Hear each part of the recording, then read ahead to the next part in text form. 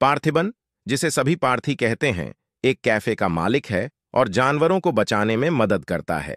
वह अपनी पत्नी सत्या, बेटे सिद्धार्थ और बेटी माथी के साथ कश्मीर में खुशी से रहते हैं। एक दिन लकड़बग्घा नामक एक जंगली जानवर स्कूल क्षेत्र में आता है और पार्थी उसे मारकर सभी की रक्षा करने के लिए अपने मजबूत कौशल का उपयोग करता है। जोशी नाम का एक अन्य व्यक्ति, जो वन विभाग के लिए काम करता है, पार्थी के शहर में बुरे लोगों का एक समूह था जो चोरी कर रहा था और दूसरों को चोट पहुंचा रहा था। बुरे लोगों में से एक के पास महिलाओं को चोट पहुंचाने की एक डरावनी योजना थी और उसे इसका विचार पार्थी के कैफे के एक कार्यकर्ता से मिला।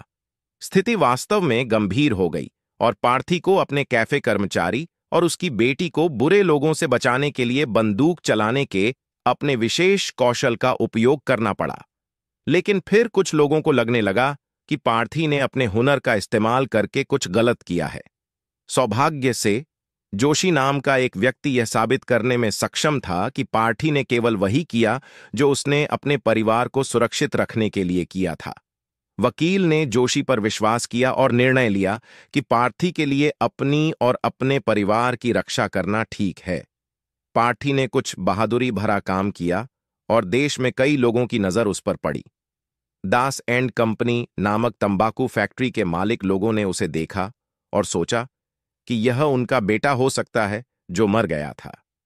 इससे पार्थी दुखी और डरा हुआ था, इसलिए उसने अपने परिवार के साथ अपने घर के अंदर रहने का फैसला किया, जहां वह सुरक्षित महसूस करता था। वह अपनी दोस्त प्रिया से निराश था, लेकिन अंततः उसे कुछ चीजें खरीदने के लिए बाजार जाने का साहस मिला। इस बीच उस व्यक्ति का परिवार, जिसने बहुत बुरा काम किया और मर गया, पार्थी और उसके परिवार को चोट पहुंचाना चाहता है क्योंकि उन्हें लगता है कि वह जिम्मेदार है। वे बाजार नामक एक व्यस्त जगह पर उन पर हमला करने की कोशिश करते हैं, लेकिन पार्थी वापस लड़ता है और उन्हें हरा देता है। फिर पार्थी पुलिस से कहता है कि उसे हर समय अपने घर की सुरक्षा के लिए एक पुलिस अधिकारी की आवश्यकता है। वह किसी ऐसे व्यक्ति की तलाश करता है जो उसके जैसी ही भाषा बोलता हो, जिसे तमिल कहा जाता है। पुलिस विभाग नेपोलियन नाम के एक अधिकारी को चुनता है जो कहता है कि उसने कुछ समय पहले त्रिची नामक शहर में ड्रग्स बेचने वाले बहुत से बुरे लोगों को पकड़ने में मदद की थी। एंटनी और उसके दोस्त पार्थी के कैफे में पहुंचते हैं और उसे यह कहते हुए परेशान करते रहते हैं कि वह लियो नाम का कोई व्यक्ति है, लेकिन पार्थी कहता रहता है कि वह लियो नहीं है। एंटनी ने पार्थी की पत्नी सत्या को इस बारे में अनिश्चित बनाना शुरू कर दिया कि पार्थी वास्तव में लियो है या नहीं। जोशी, जो लियो के बारे में उत्सुक है, जेल में एक व्यक्ति से बात करने जाता है जो लियो को बहुत अच्छी तरह से जानता था। एंटनी का अवैध ड्रग्स बेचने का एक गुप्त व्यवसाय था और उसके बच्चे लियो और एलिसा ने इसमें उसकी मदद की थी। एंटनी मानव बलि नामक बुरी चीज में विश्वास करते थे, जहां उनका मानना था कि लोगों को चोट पहुंचाना और मारना ठीक है।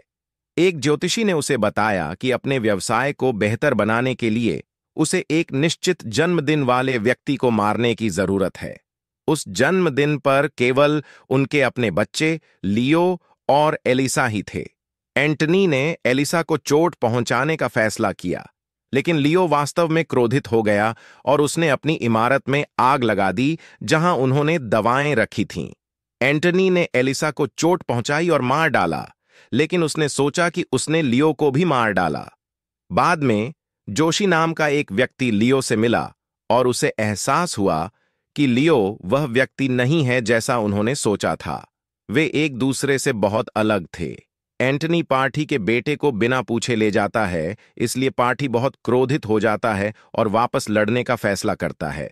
हेरोल्ड दास से बात करने के लिए एक कारखाने में आता है और वह दास को कुछ चीजें दिखाता है जो साबित करती है कि पार्थी वास्तव में लियो है, लेकिन पार्थी कहते रहे कि यह सच नहीं है।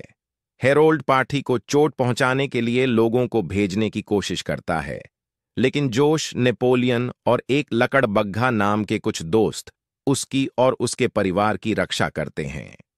पार्थी हेरोल्ड से लड़ता है और उसे बताता है कि वह वास्तव में लियो है और फिर वह हेरोल्ड को हरा देता है।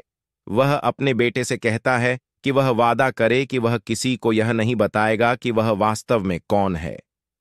जब वह घर वापस आई तो किसी ने उसे विक्रम नाम से बुलाया। वह द ब्लैक स्क्वाड नामक समूह से है और चाहता है कि वह भी उनमें शामिल हो। वे हमारे समाज में लोगों को नशीली दवाओं का उपयोग करने से रोकने के लिए मिलकर काम करते हैं।